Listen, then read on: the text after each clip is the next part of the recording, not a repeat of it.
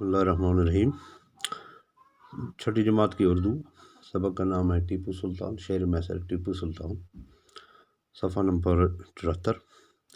مذہبی رواداری کی جو مثالیں ٹیپو نے قائم کی وہ مشکل سے کہیں اور نظر آئیں گی۔ اس نے مندروں کے لیے جائیدادیں وقف کیں اور ان کی حفاظت کا بھرپور انتظام کیا۔ اس نے زراعت اور کھیتی باڑی کی طرف خاص توجہ کی، آب پاشی کا بہتر انتظام کیا اور دریائے کاویری پر بند باندھنے کا منصوبہ بنایا۔ ٹیپو سلطان نے تجارت و صنعت و حرفت کو بھی ترقی دی، ریاست میں جگہ جگہ کارخانے قائم کیے۔ ٹیپو کی دور اندیشی کا اندازہ اس سے بھی لگایا جا سکتا ہے کہ وہ دیسی کپڑے اور دیسی چیزوں کے استعمال کے حق میں تھا اور بدیشی چیزوں کے استعمال سے منع کرتا تھا۔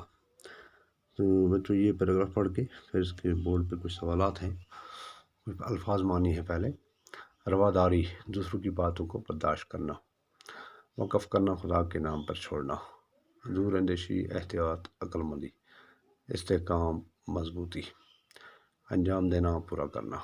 سوال نمبر 4 ہے، ایک انسان کی حیثیت سے ٹیپو کی عظمت کن باتوں سے معلوم ہوتی ہے؟ تو اس کا جواب ہے، ایک انسان کی حیثیت سے ٹیپو کی عظمت یہ تھی کہ وہ مذہبی بھید بھاؤ میں یقین نہیں رکھتا تھا۔ اس نے مندروں کے لیے جائیدادیں وقف کی اور ان کی حفاظت کا بھرپور انتظام کیا۔ سوال نمبر 5 ہے، ٹیپو کا اصلی نام کیا تھا؟ تو اس کا جواب ٹیپو کا اصلی نام فتح علی تھا۔ تو یہ تھا آج کا سبق۔